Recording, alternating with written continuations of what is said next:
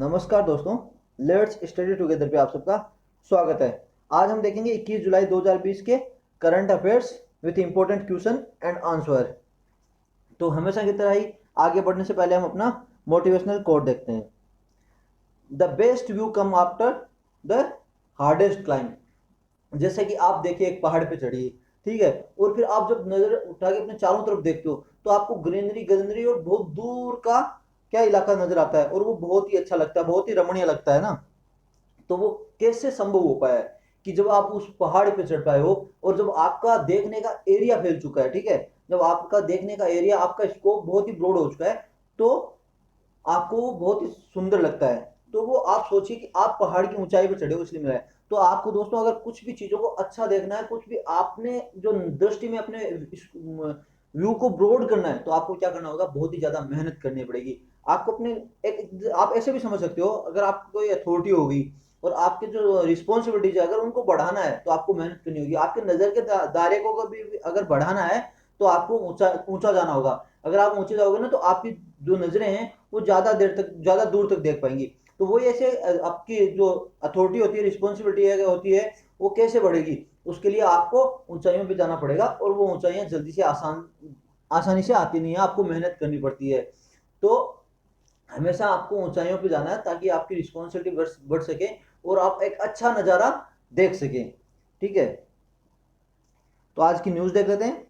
यह है मनोदर्पण। ये एक इनिशिएटिव है अंडर आत्मनिर्भर भारत अभियान, जो कि लॉन्च किया गया है एचआरडी मिनिस्ट्री का।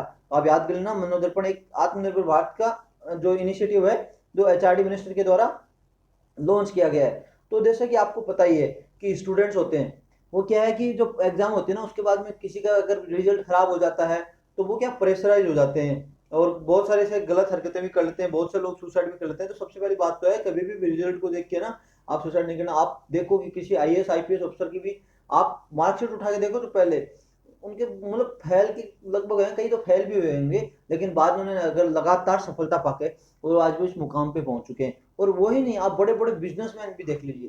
तो ये जरूरी नहीं है कि परीक्षा में पास होना, ठीक है, वो आपको सर्टिफिकेट दे देगा। हाँ, एक पास होना जरूरी है, आप फिर से आप मेहनत कीजिए और फिर से आप उसमें पास हो जाओगे। तो कभी भी ऐसे गलत कामों की तरफ मत जाइए। सब विफलता मिल सकती है रास्ते में, कभी कभी ठोकरें लगती हैं, तो उनसे अपनी जिंदगी में प्रेशराइज मत हुई। तो इससे क्या होता है कि स्टूडेंट्स प्रेशराइज हो जाते हैं। और अभी तो हालांकि जैसे कोविड 19 जैसी बीमारियां फैल गई, तो बच्चों को और अपना भविष्य के बारे में सताने लग गए होगा कि मेरे भविष्य का क्या होगा, मेरी क्लास का क्या होगा। जैसे 12th तक के बच्चों को तो पास कर दिया गया है, और अभी क्या है, सबसे ज्यादा ज्यादा इफेक्ट किस पे पड़ा है, जो कॉलेज के बच्चे हैं उनको कहा गया है कि एग्जाम लगेगी। और आपको भी पता है कि देखो, कॉलेज के बच्चे सभी को अगर पास कर दिया तो एक कंपटीशन नहीं रहेगा ना। तो करें, उन बच्चों को ज्यादा तकलीफ इसलिए होगी कि कोविड 19 जैसी बीमारी चल रही है, और उनका एग्जाम अगर होगा तो उनको ये भी डर लगा रहता है कि एग्जाम होगा, कोविड जैसी बीमारी लग गई तो क्या, वो और ज्यादा प्रेशराइज हो जाते हैं। तो इसी के लिए क्या, जो जो स्टूडेंट्स हैं उनको सपोर्ट करने के लिए, उनके मेंटल हेल्थ को और वेलबींग के लिए एक मनोदर्पण, ये एक इनिशिएटिव लॉन्च किया गया है। तो उनको क्या एक हेल्पलाइन भी दी जाएगी कि जो स्टूडेंट्स के अगर मन में कुछ भी होगा, अगर कोई सवाल होगा, तो उस हेल्पलाइन पे जाके बात कर सकते हैं। तो ऐसी चीजें नहीं है गवर्नमेंट, अगर ये नहीं है कि गवर्नमेंट आपके लिए काम नहीं करेगी, गवर्नमेंट आपके लिए काम करे, लेकिन साथ साथ में आपके भविष्य के लिए काम करिए। आप सोचिए कि हम अभी फाइनल ईयर में हैं और सभी को एक साथ सभी साथ निकलते हैं, क्योंकि ग्रेजुएशन के बाद ही क्या है, बच्चों का क्या है, धीरे धीरे भविष्य निर्धारित किया जाता है कि वो अलग अलग फील्ड में जाना चाहते हैं, वो पास होते हैं, फेल होते हैं, और अभी के हम उनको एक साथ निकाल दें। अभी भी मैं कहूंगा कि वो सब कुछ गवर्नमेंट के हाथ में है, गवर्नमेंट क्या पॉलिसी सेट करते हैं, लेकिन मेरे अनुसार तो चाहे दूर दूर बैठा के अच्छे जो इंतजाम के साथ एग्जाम लेना चाहिए। ये नहीं कि हम सभी को जैसे रिजल्ट के हिसाब से पास कर दें। क्या बच्चा, एक बच्चा फेल फेल हो, पहला पेपर खराब हुआ लेकिन उसके अच्छे और पेपर अच्छे हुए तो उसका सारा रिजल्ट खराब हो जाएगा ना। तो इससे कुछ आपको टेंशन लेने की जरूरत नहीं है। सारे गवर्नमेंट अपने सारे के सारे जो कदम अच्छे उठाएगी, और एग्जाम कंडक्ट कराती है या नहीं कंडक्ट कराती है, वो गवर्नमेंट के हाथ में है, क्या दूसरा प्रोसीजर निकालती है। लेकिन आपको इससे अपने जो भविष्य के बारे में इतनी लेके ज्यादा जाके अपने मानसिक स्ट्रेस में नहीं जाना है कि आप अपना ना कोई गलत कदम उठा लो, ठीक है। ठीक है, आप भी आप अपने भविष्य का उतना ही ध्यान रखते हैं, उतना का उतना ध्यान आपका आपका देश आपका ध्यान रखता है, क्योंकि आप अपने भविष्य की सोच रहे हो तो देश अपने भविष्य की सोच रहा है, और आप ही देश का भविष्य हो, ठीक है। ये नहीं कि आप देश से अलग हो, आप भी एक देश का हिस्सा हो, ठीक है। तो ये एक एचआरडी मिनिस्ट्री द्वारा एक इनिशिएटिव लॉन्च किया गया है, मनोदर्पण जो स्टूडेंट्स को सपोर्ट करेगा उनकी मेंटल हेल्थ और वेलबींग के लिए। तो आप याद रख लेना थोड़ा सा, क्योंकि ये इश्यू बहुत बर्निंग रहता है, स्टूडेंट्स की सुसाइड कर लेते हैं प्रेशर में होकर, मेंटल हेल्थ में उनकी मेंटल हेल्थ खराब हो जाती है। ठीक है, नेक्स्ट न्यूज देखते हैं। India's first of its kind public. तो मैंने आपको बहुत बार बोला है कि अगर फर्स्ट नाम आ जाए भारत का पहला, तो वो मेरे लिए इंपॉर्टेंट बन जाता है, मेरे लिए नहीं हर एग्जाम के लिए इंपॉर्टेंट बन जाता है, तो मैं इस पर थोड़ा इंफोसिस ज़्यादा देता हूँ। ठीक है, और दूसरा जब कुछ मैटर हो, सेंसिटिव हो, जैसे एनवायरनमेंट से लेके हो, शिक्षा से लेके हो, और भी सोसाइटी से लेके हो ना, तो वो कुछ और ही ज़्यादा इंपॉर्टेंट बन जाते हैं। और इस टाइम पे तो आजकल क्या है, एनवायरनमेंट तो बहुत ही ज़्यादा से कोविड-19 बीमारी फैली है, तो आप सोच सकते हो आपने एनवायरनमेंट पे बहुत ज़्यादा जो जीव जंतु हैं उन पे ज़्यादा आपने शोषण, उनका शोषण किया है, तो ऐसी बीमारियां फैलती हैं, कभी अर्थक्वेक आते हैं, कुछ ना कुछ आते हैं। तो ये एनवायरनमेंट से लेके तो बहुत ज़्यादा सवाल पूछा जा सकता है इस बार, तो ये बता रहा हूँ। तो क्या है, ईवी चार्जिंग प्लाजा इनोग्रेट किया गया है, ये चैम्पफोर्ड क्लब न्यू दिल्ली में। तो ईवी चार्जिंग आप देखते हो, आप जैसे रोज की रोज कितनी गाड़ियां चलती है, कितना पेट्रोल कितना डीजल जलता है, तो उससे क्या है, प्रदूषण फैलता है। तो उसी प्रदूषण को, पोल्यूशन को कर्ब करने के लिए क्या है, अभी इलेक्ट्रॉनिक व्हीकल लाए जा रहे हैं, धीरे धीरे इलेक्ट्रॉनिक व्हीकल बढ़ रहे हैं। तो उनके लिए क्या, इलेक्ट्रॉनिक व्हीकल बढ़ने के क्या होगा उनके लिए, ये जो ईवी चार्जिंग प्लाजा होने चाहिए, क्योंकि अब तो भी पेट्रोल पंप भरवा लेते हैं। अब लोग ईवी इलेक्ट्रॉनिक व्हीकल लाना नहीं चाहते, क्योंकि उसका थोड़ी सी रिलायबिलिटी भी कम हो जाती है, क्योंकि एक तो देखो जो डीजल पावर्ड व्हीकल है, पेट्रोल पावर्ड व्हीकल है, उनकी अभी बराबर नहीं किया जा सकता, क्योंकि उस टाइप की बैटरी नहीं मिल रही है। तो फिर भी एक अच्छा कदम है कि हम धीरे धीरे इलेक्ट्रिसिटी की तरफ हम रुख कर रहे हैं। तो इसी के लिए कि एक पहला चेम्स रोड पब्लिक जो है ना ईवी चार्जिंग प्लाजा, वो खोला गया चेम्स road new club new Delhi में ना। ठीक है, तो ये फोकस पिक्स क्या करेगा, enhancing energy efficiency and promoting E mobility. जो एनर्जी एफिशिएंसी होगी उसको वो एनहांस करेगा, तथा ई मोबिलिटी को ये एनहांस करेगा। तो ये किस किसके द्वारा बनाया जा रहा है, EESL in collaboration with NDMC. NDMC क्या है, national Delhi sorry new Delhi municipal corporation के द्वारा ये उनके दोनों की कोलेबोरेशन से बनाया जा रहा है। तो EASL क्या है, एनर्जी एफिशिएंसी सर्विस लिमिटेड है, जो कि मिनिस्ट्री ऑफ पावर के अंडर काम करती है, फैसिलिटिंग एनर्जी एफिशिएंसी प्रोजेक्ट के लिए ना। तो क्वेश्चन पूछा जा सकता है कि India first public EV charging plaza किसके कोलेबोरेशन में खोला गया है। दो डिपार्टमेंट कौन कौन से हैं, तो एक EESL हो गया और दूसरा NDMC हो गया, तो दोनों ही गवर्नमेंट एजेंसी हैं। तो ये एक पब्लिक प्लाजा खोला गया है। ठीक है, तो ये इंपॉर्टेंट बन जाता है क्योंकि एनवायरनमेंट से रिलेटेड है। ये नेक्स्ट न्यूज है तो बहुत ही इंपॉर्टेंट है। तो major boost to make in India, ministry of defence sign contact with Bharat Earth Movers Limited to procurement of 1512 mine flow for T90 tanks. तो भी क्या है, तो मिनिस्ट्री ऑफ डिफेंस ने क्या भारत अर्थ मूवर्स के साथ एक डील साइन की है, जो कि जो 1512 माइन फ्लो तो जानते हो ना, हल। तो माइन फ्लो माइन नहीं होती है ना, जो नीचे जमीन में लगा दी जाती है, जिससे क्या है टैंक वगैरह गाड़ियां वगैरह उड़ जाती है, बम टाइप का होता है जो जमीन, जिसके ऊपर अगर आप सामान कुछ रख दोगे, पैर रख दिया, तो वो ब्लास्ट हो जाएगी, बम भी होता है इस तरह का। तो उन माइंस को हटाने के लिए माइन फ्लो ये लगाने के लिए गवर्नमेंट ने एक कॉन्ट्रैक्ट लिया है। अब माइन फ्लो क्या होता है, जैसे ये टैंक है, ठीक है, टैंक के आगे क्या है, ये फ्लो टाइप का लगा दिया, ठीक है, तो ये टैंक के आगे दोनों से तरफ से ऐसे जुड़ जाएगा, और जैसे जैसे टैंक चलेगा ना, तो ये क्या जमीन को खोदता आ जाएगा, तो अगर माइन लगी हुई होगी ना, उसको माइन को निकाल के अपने रास्ते से दूर फेंक देगा, तो मतलब टैंकर क्या है उसके ऊपर से नहीं जाएगा। तो ये क्या काम करेगा, facilitate individual move of mobility of tank. अब इससे फैसिलिटी होगा कि टैंक अकेला जा सकता है। पहले अगर आपको टैंक को लेकर कहीं जाना होगा और मतलब दुश्मन ऐसा, तो टैंक घूमते हैं, लेकिन हम लड़ाई की हालत हो रही है और दुश्मन की तरफ हम बढ़ रहे हैं, और दुश्मन क्या माइन लगा के अगर जमीन पर रख दिया, तो उससे क्या होता है, पहले क्या होता है कि जो हमारे सैनिक होते हैं ना, उनको आगे जाके देखना होता है कि कोई माइन तो नहीं लगी है। तो उससे क्या है, आप वुनरेबल हो जाते हैं कि सामने से कोई अगर दुश्मन छुपा हुआ है, तो आपके सैनिकों पे गोली बरसा सकता है, जिससे कैजुअलिटी होने के चांस रहते हैं। अब अगर ये माइन फ्लो अगर आपके टैंक के आगे लगा दिया जाएगा, तो क्या होगा कि जो सैनिक होगा उनको बाहर जो सामने ना खुले एनवायरमेंट में आने की जरूरत नहीं है, और टैंक अपने आप अकेला ही जैसे आगे हल की तरह इसको पहले खोदेगा कि कोई भी माइन होगी तो वो निकल के साइड में गिर जाएगी। ठीक है, अगर माइन के ऊपर जब रखेंगे ना तभी वो ब्लास्ट होता है, तो वो पहले ये नीचे जाके जमीन में धंस के और नीचे से निकाल के बाहर साइड में फेंक देगा। इससे क्या होगा कि माइन निकल जाएगी, माइन का डर नहीं रहेगा टैंक को, और टैंक अंदर से अंदर जाके डीप एनिमी टेरिटरी में जाके स्ट्राइक कर सकता है। तो ये बहुत ही बड़ा इंपोर्टेंट है, अकेला टैंक चल सकता है, इसको भी सैनिकों की सहायता में जरूरत नहीं है कि माइन खोजने के लिए। तो ये आर्मी क्या है, enable to reach deep into enemy territory without becoming mine casualty. तो अभी कोई माइन कैजुअलिटी के बिना ही हम डीप एनिमी के अंदर तक टेरिटरी में जा सकते हैं कि अगर कुछ लड़ाई वड़ाई छिड़ रही हो ना, तो हमें वो अगर हमारे तो बढ़ रहा है और हमें फिर उसके जमीन को कब्जा करना है, तो हम क्या टैंक ले जाके उसके टेरिटरी में धड़ाधड़ अंदर घुस चले जाएंगे। ठीक है, तो अभी कोई डर नहीं रहेगा। तो अभी क्वेश्चन क्या पूछा सकता है, ministry of defence sign contact with dash dash dash 1512 mine flow for Indian tanks, किसके साथ कॉन्टेक्ट किया है। तो ये आप देख लेना है क्वेश्चन। नेक्स्ट न्यूज है, Indian naval ship on Monday conducted passage exercise passex with United States navy USS Nimitz. तो अभी भारतीय जो नेवी है उसने एक पैसेज एक्स एक्सरसाइज कंडक्ट किए यूनाइटेड नेवी के जो यूएसएस निमित्ज कैरियर है उसके साथ। तो हमने पहले न्यूज में देखा था कि निमित्ज कैरियर कहाँ हुआ था, रोनाल्ड रोगन हो गया, और एक और जो कैरियर था वो कहाँ पे, साउथ चाइना सी में डिप्लॉय थे। किस लिए, जब ये जब इंडिया और चाइना का जो स्टैंड अप हुआ था ना, और जब उधर से चाइना जो समुद्र वाली बात कर रहा था, जैसे ही इंडिया के साथ स्टैंड अप हुआ तो साउथ चाइना सी की बात भूल जाइए। बात यह है कि इंडिया और अमेरिका का अभी क्या टाई अप अच्छा है।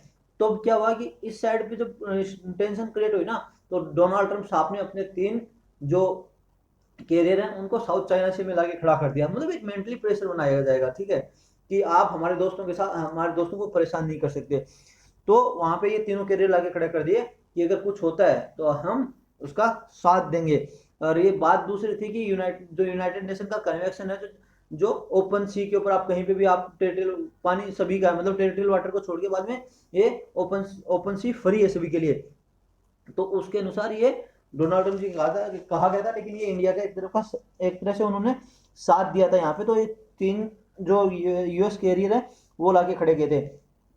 तो अभी क्या है, अंडमान और निकोबार की जो आइलैंड है उसके पास में जब ये यूएसएस निमित्ज निकल रहा था, तब उन्होंने सोचा कि आ जाओ भाई एक्सरसाइज करते हैं, क्योंकि ये उधर से स्टेट ऑफ मलक्का होते से वापस अमेरिका की तरफ जा रहा था। तो बीच में इन्होंने एक एक्सरसाइज कंडक्ट कर ली। तो एक्सरसाइज उस समय हुई है कि जब ये इंडियन ओशन रीजन में क्या है, एक तरह की टेंशन थी। ये इंडियन ओशन रीजन ही नहीं है, पूरा इंडियन जो ओशन है ना, इसमें एक टेंशन किस तरह की, इंडिया एक भारत का जो हिस्सा है जो साउथ एशिया में आता है उसका चाइना के साथ टेंशन चल रहा था। तो ये इंडियन ओशन पूरा का पूरा ही मतलब एक टेंशन में था। उस समय हम जाके अमेरिका के साथ एक्सरसाइज करते हैं। फिर से कुछ दिन पहले मालाबार एक्सरसाइज हुई थी, और अभी हमने पासेस एक्सरसाइज स्टार्ट कर दी, वो भी किससे, जो कैरियर है इतने दिन चाइना के साउथ चाइना सी में चाइना को टक्कर दे रहा था कि हाँ भाई हम यहाँ पे हैं, हम अपना दबदबा दिखा रहे हैं, तुम्हारा दबदबा कुछ नहीं है, समुद्र है वो सभी का है। तो उस समय एक्सरसाइज करते हैं, तो ये एक मैसेज आता है चाइना को। तो हम आगे देखते हैं। तो क्या है, US Nimitz of US Navy largest aircraft carrier returning from South China Sea Malacca strait है ना। तो ये मलक्का स्टेट से होते हुए वापिस आ रहा था। तो अभी बता देते हैं, ये आ गया साउथ चाइना सी, ठीक है। तो ये इस साइड क्या है, अमेरिका है यहाँ पे ना। तो ये वहां से वापिस आ रहा था, इस यहाँ से मलक्का स्टेट का है, ये मलेशिया होगा, मलेशिया से ऐसे ये मलक्का स्टेट होते इधर से आ रहा। तो ये अपना है अंडमान निकोबार। ये भी याद रखना कि ये एक्सरसाइज कहाँ हुई थी, अंडमान और निकोबार द्वीप समूह के पास हुई थी। तो ये है अंडमान निकोबार द्वीप समूह, ठीक है, यहाँ पे एक्सरसाइज हुई थी। तो ये वापस इधर से आते हुए अब ये क्या है, ऐसे यूएसए चला जाएगा, इधर से जाए कोई सी भी जगह से यूएसए चला जाएगा। तो ये एक तरह का गश्ती लगा रहा है पूरा कि सब ये कहाँ पे कोई भी देश है ना, अपना को जो टेरिटोरियल वाटर को छोड़ के जो ओपन फ्री ओशन है उस पर अपना कोई दबदबा तो नहीं बना रहा है।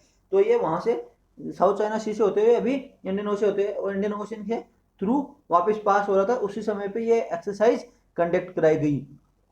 तो आप मलक्का स्टेट भी याद रख लेना, और ये भी इंपॉर्टेंट याद रख लेना ये एक्सरसाइज कहाँ पे हुई है, तो हमें अंडमान और निकोबार द्वीप समूह के पास हुई है, ठीक है। तो इंडियन नेवी ने क्या ऑलरेडी कंडक्ट किए हैं ये सिमिलर एक्सरसाइज पास एक्स वाली जापान नेवी के साथ और फ्रेंच नेवी के साथ किया है। तो आपसे क्वेश्चन नहीं पूछा जाएगा कि अभी अमेरिका ने और जो भारत ने कौन कौन सी एक्सरसाइज कंडक्ट की। तो पास एक्स, क्योंकि पास एक्स अक्सर ये नहीं पूछा जाएगा, नहीं सॉरी, पास एक्स अक्सर ये नहीं पूछाएगा किस किस के बीच में, क्योंकि दो जापान के बीच में भी हो चुकी है, फ्रेंच के बीच में आएगी। तो क्वेश्चन दूसरे हिसाब से मैंने बनाया कि Indian navy recently conducted passes x, जो पास एक्स एक्सरसाइज है यूएस के कौन से कैरियर के साथ मतलब कंडक्ट करी है, तो कौन सा है, यूएसएस निमित्ज के साथ, ठीक है। नेक्स्ट न्यूज देखते हैं। वो अभी एक मतलब पुरानी बात हो चुकी है, पुरानी चीज को निकाल के वापस आज जोड़ा गया है। तो ये बहुत ही इंपॉर्टेंट है, जो एक ऐसा ऑर्गेनाइजेशन जो अभी ठंडे बिस्तर में पड़ा हुआ था, वो अभी थोड़ा वापस न्यूज में आया है। तो इसके बारे में आप देख लेना, बहुत इंपॉर्टेंट है, बता देता हूँ। India has never been a part of alliance and will never be a part of alliance. ठीक है, ये किसने कहा है? एक्सटर्नल अफेयर्स मिनिस्टर जयशंकर, है ना। उन्होंने क्या कहा है कि इंडिया भी कोई कभी भी वो जो किसी अलायंस, अलायंस को मानते हो गुट, गुट तरह का हो ना, जैसे पहले जो कोल्ड वार के टाइम पे होता है कि अमेरिका का गुट बन गया था, दूसरा यूएसएसआर का गुट बन गया था। तो वो आपस में शक्ति, एक तो पूरे वर्ल्ड में टेंशन बना के खड़ी कर देती है, कभी भी लड़ाई हो सकती है, वर्ल्ड वार 3 शुरू हो सकता है। तो हम पहले भी एक अलायंस का भाग नहीं थे और अभी भी नहीं होंगे, क्योंकि हम हमें उस समय जवाहरलाल नेहरू जी ने पंचशील के सिद्धांत दिए थे और कहा था कि हमें नॉन अलायंस होना है, हमें किसी तरफ पे नहीं जाना है, गुट निरपेक्षता की नीति अपनानी है, ताकि हम अपने ऊपर क्या है ध्यान दे सकें, अपनी इकोनॉमी पे ध्यान दे सकें। तो अगर वो एक तरह की अगर हम बड़े बड़े देश एक साथ मिल जाते हैं तो टेंशन क्रिएट हो जाती है, कभी भी लड़ाई हो सकती है। तो हमें ऐसी गुट का पहले भी नहीं थी और अभी भी हम हिस्सा नहीं होंगे। नॉन अलाइनमेंट माना कि एक ओल्ड कॉन्सेप्ट है, जैसे जो एक्सटर्नल अफेयर मिनिस्टर ने कहा कि नॉन अलाइनमेंट माना कि एक ओल्ड कॉन्सेप्ट है, बट इंडिया कभी भी पार्ट नहीं बनेगा इसका, आज भी किसी मतलब अलायंस का पार्ट नहीं बनेगा, ताकि वर्ल्ड में वो टेंशन कर रहे हैं। आपको बताइए भारत एक पीस लविंग नेशन है, तो वो ऐसे जगह ऐसी सिचुएशन कभी क्रिएट नहीं करेगा ताकि वर्ल्ड में टेंशन पैदा हो जाए। हालांकि उन्होंने कहा कि यूएसए और चाइना क्या है, एक ओपन स्पेस क्रिएट कर रहे हैं, ताकि कोई बंदा, दोनों अलग अलग हो गए ना, तो एक ओपन स्पेस क्रिएट हो जाएगी कि गुटों में लोग बढ़ जाएं, ताकि इंडिया हो गई, जापान हो गई, वो गुट में बन जाए। जैसे अब एक साइड में चाइना खड़ा हो गया, दूसरी साइड में यूएसए खड़ा हो गया, तो ऐसी टेंशन क्रिएट हो रही है। तो जैसे इंडिया जाके यूएसए के पास मिल जाए, दूसरा देश चाइना के साथ जाके मिल जाए, तो ये एक तरह का अपनी इकोनॉमी को बढ़ाने का भी एक तरह की बात हो जाएगी ये।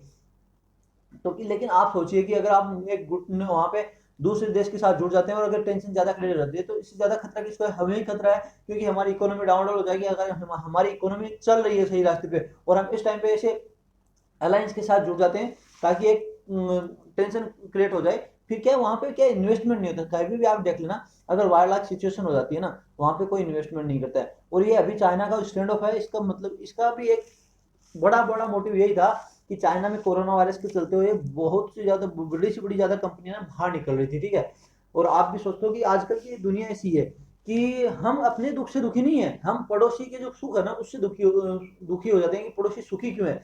ये ऐसी चीजें नहीं होनी चाहिए। तो चाइना में महामारी फैली, तो चाइना क्या किया, वहां से जब क्या बड़ी बड़ी कंपनियां निकल निकल के क्या बाहर जाने लगी, तो उनको लिए एक अच्छा मौका मिला था कि वो इंडिया में आकर एस्टाब्लिश अपना एस्टाब्लिशमेंट करें। तो लेकिन क्या हुआ था, चाइना ने उस समय क्या ये वार लाइक सिचुएशन खड़ी कर दी। तो एक जो अनस्टेबल देश होता है ना, वहां पे कोई भी कंपनी है ना क्या क्या इन्वेस्ट नहीं करती है, ठीक है। वहां पे अनस्टेबिलिटी रहती है, कभी भी लड़ाई होने के चांस रहते हैं। तो चाइना ने उस समय जब कंपनियां बाहर निकल रही थी, उस समय बॉर्डर पे टेंशन खड़ी कर दी, ठीक है, ताकि लड़ाई जैसी सिचुएशन हो जाए पूरा देश में, तो वहां पे कोई कंपनी एस्टेब्लिश ना हो, जिससे कि भारत की इकोनॉमी ना बढ़े। अब यही है कि अगर भारत में सारी चाइना से कंपनी निकल कर भारत में एस्टेब्लिशमेंट करती है अपना, तो वो क्या होगी, फिर वो चाइना के लिए टेंशन हो जाएगी कि भारत की इकोनॉमी बढ़ जाएगी। अब वही बात होगी, कह रहा हूँ कि अपने लोग अपने दुख से दुखी नहीं है, दूसरों के सुख से दुखी हैं। तो ये बात हो गई थी, ठीक है। तो भारत एक पीस लिविंग नेशन है और वो कभी भी एक गुट का हिस्सा नहीं बनेगा, ये उन्होंने जयशंकर साहब ने कहा। तो ताकि वर्ल्ड में एक नई टेंशन क्रिएट हो। तो ये कहाँ कही गई बात, एक कॉन्फ्रेंस ऑर्गेनाइज की गई थी सीएनबीसी टीवी 18 के द्वारा, कि जियो पॉलिटिक्स ऑफ अपॉर्चुनिटी। अभी क्या जियो पॉलिटिक्स में एक अपॉर्चुनिटी है, आप किसी भी एक गुट में बढ़ जाओ, आपका विकास हो जाएगा, ठीक है। एज द वर्ल्ड रिबैलेंस कर रहा है, क्योंकि पहले तो उस साइड में एक यूएसए के साथ में कौन, यूएसए के खिलाफ कौन थे, रशिया था। लेकिन रशिया अभी एकदम ठंडा, वो अपने आप पे ध्यान दे रहा है, ठीक है, वो ज्यादा बातों में उलझ नहीं रहा है, ठीक है, ना अमेरिका के साथ टेंशन क्रिएट कर रहा है, वो अपने काम में लगा हुआ है, ठीक है। और अभी क्या है, चाइना, और जो चाइना अपने आप को रिबैलेंस कर रहा है कि वो अब आप पावर में आ सके, तो उस समय आपके पास एक सिचुएशन रहती है कि आप एक तीसरा या तो तीसरा मोर्चा बन जाए, या एक वर्ल्ड पावर के रूप में निकल के दूसरे पावर का साथ दें। तो ऐसा आपके पास मतलब सिचुएशन बन सकती है, आप किसी एक अपने आप को वर्ल्ड पावर में दिखा के आप क्या है दूसरे का साथ हो। लेकिन दोस्तों आप बताओ, तो अभी इंडिया कैसे अपने आप को कैपिटलाइज किया, ये एक ऐसे जो जियोपॉलिटिक्स से जो कॉन्फ्रेंस थी। तो आप बताओ कि दोस्तों अगर कोई आदमी वो हो जाएगा, अगर ताकतवर हो जाएगा, तो क्या उसको दिखाना जरूरी है कि मैं ताकतवर हूँ? ताकत को दिखाना ही जरूरी है यार? ताकत तो पता चल जाता है, किसी की बॉडी बॉडी मस्त हो, सब कुछ मस्त हो। आपको पता है कि हमारी कभी इकोनॉमी उस हद तक बराबर नहीं है, ना चाइना के बराबर है ना अमेरिका बराबर है। तो हमें अपनी जुठी ताकत दिखा के ना, हम एक अच्छी ताकत में क्या है कि हम पीस लिविंग हैं और हम आज किसी को भी टक्कर दे सकते हैं। ये चाइना को भी पता है, जैसे अभी स्टैंड ऑफ में पता चल गया है। लेकिन हम ऐसे ही उछल के जाके कूद पड़े ऐसे है, तो वो हमारे लिए एक तरह का खतरा हो जाता है। ठीक है, तो हमारे कदम वही होता है जो देख के आगे कदम बढ़ाया जाए। ये नहीं है कि हम आगे खाई है और आंख आंख बंद करके खाई में कदम रख देते हैं, वो अपने लिए खतरा होता है। ठीक है, और वो यहाँ पे खतरा तो केवल अपने लिए नहीं, पूरे वर्ल्ड के लिए खतरा बन जाता है अगर आप ऐसी टेंशन क्रिएट कर देते हो। तो इसके बारे में कहा गया है। तो ये नॉन अलाइनमेंट का जो ये मूवमेंट, जो ये नॉन अलाइनमेंट है, अभी मैं बता रहा हूँ कि एक बार फिर से इंपॉर्टेंट हो चुका है। एक छोटा सा स्टेटमेंट भी बहुत बड़ा स्टेटमेंट होता है। और हालांकि ये नॉन अभी तो सिचुएशन भी ऐसी है कि आप नॉन अलाइनमेंट को छोड़ के किसी गुट में मिल जाओ। तो यूएसए ने हम बल्कि हमारा साथ दिया है, लेकिन इसका मतलब ये नहीं कि हम अपने जो वो होते हैं, जो सिद्धांत होते हैं, सिद्धांतों को तोड़ के भाग जाएं। क्योंकि यूएसए भी आपको पता ही है कि अपने सिद्धांत तोड़ के नहीं भाग रहा है। उसका जहाँ बिजनेस है वहीं पे वो चीजें देख रहा है। अगर वो अभी इंडिया का साथ ना देता तो आप बताइए कि चाइना का कितना इन्फ्लुएंस बढ़ जाता। तो वहां पे यूएसए की क्या खुद की जो इज्जत है ना, वो डाउन होती चली जाती। तो ये नहीं है, आपको डोनाल्ड ट्रंप का आपको पता भी है, वो थोड़ा सा हर कुछ बोल देते हैं और वो तुरंत तैयार रहते हैं, अग्रेसिव मूड में रहते हैं। तो आप ऐसी चीजें ना कुछ जल्दी में डिसीजन नहीं लेना चाहिए आपको। तो ये बताया गया है। और उन्होंने ये भी कहा है कि we could have done better. उन्होंने एक, देखो ये तो थोड़ी सी पॉलिटिक्स पे आ गए, कुछ हद तक सच्चाई भी है। उन्होंने ये भी कहा है कि हम पहले बहुत अच्छा कर सकते थे। मतलब ये फिर वो हमारे जो पुरानी गवर्नमेंट्स की नीति नीति खगालने में आ गई। जैसा कि चाइना ने किया था और साउथ ईस्ट नेशन है उन्होंने किया था, सिंगापुर हो गया, इन्होंने इस साइड इंडोनेशिया, उन्होंने अच्छा अच्छा किया था। इस स्टैंड में एक्सटर्नल अफेयर्स मिनिस्टर ने ये कहा कि हम पहले अच्छा कर सकते थे। क्योंकि आज जो इकोनॉमी की बात आ गई, हम चाइना के जाके सीधा टक्कर कैसे ले सकते हैं? उसकी इकोनॉमी हमसे 5 गुना ज्यादा है। ठीक है, और 5 गुना इकोनॉमी हमसे ज्यादा होना बहुत बड़ी बात है।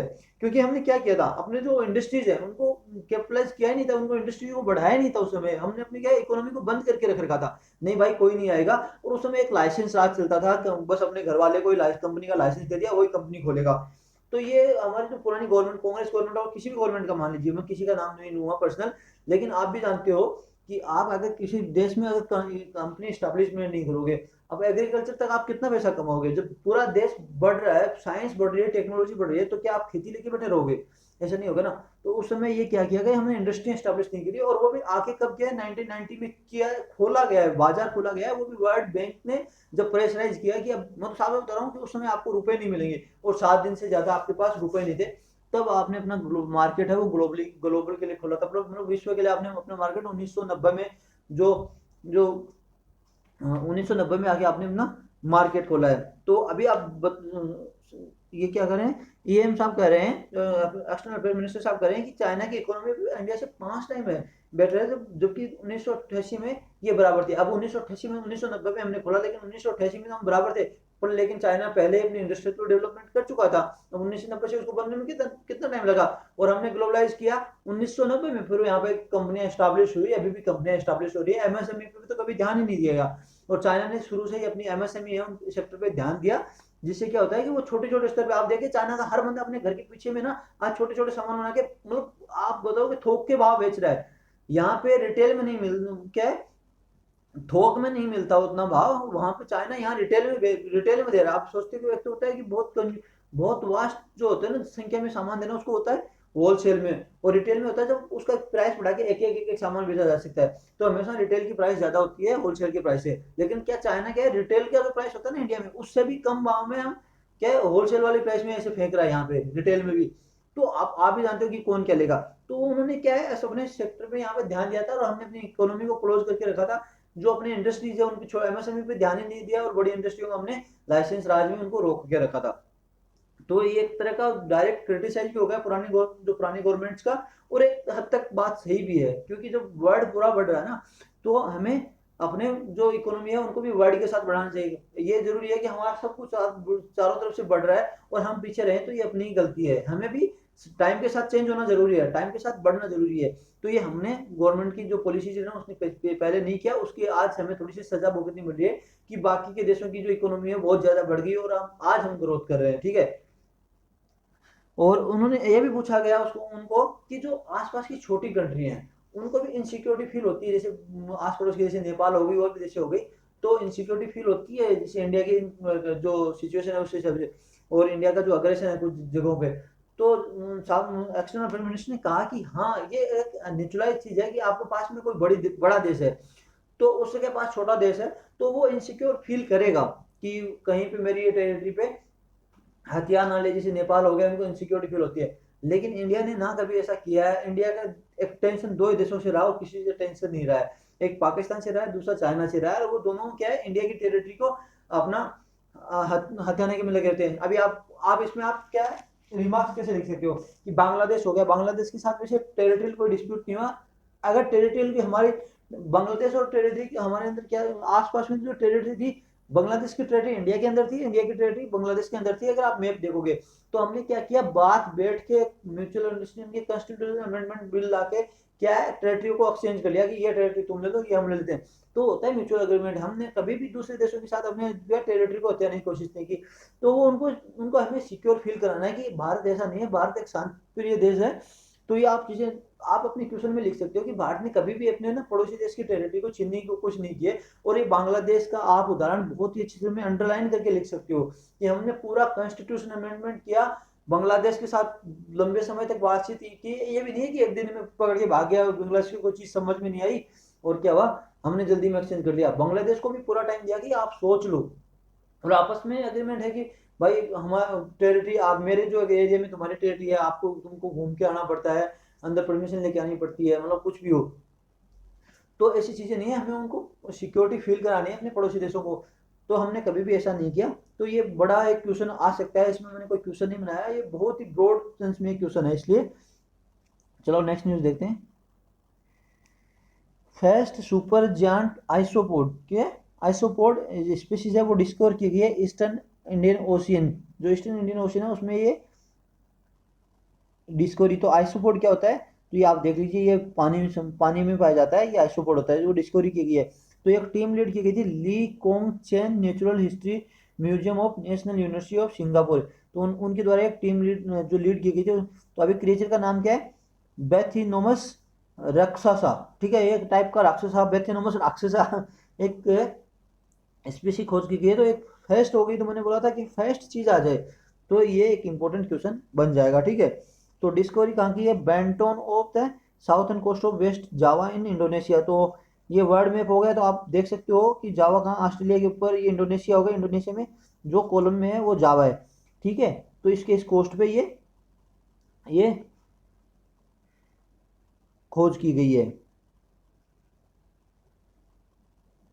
तो आज के न्यूज़ के लिए दोस्तों इतना ही। अगर आपको वीडियो अच्छा लगा हो तो प्लीज़ लाइक कीजिएगा, शेयर कीजिएगा एंड सब्सक्राइब कीजिएगा।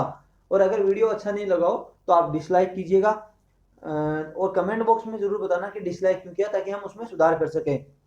तो आज के लिए इतना ही। जय हिंद, जय भारत।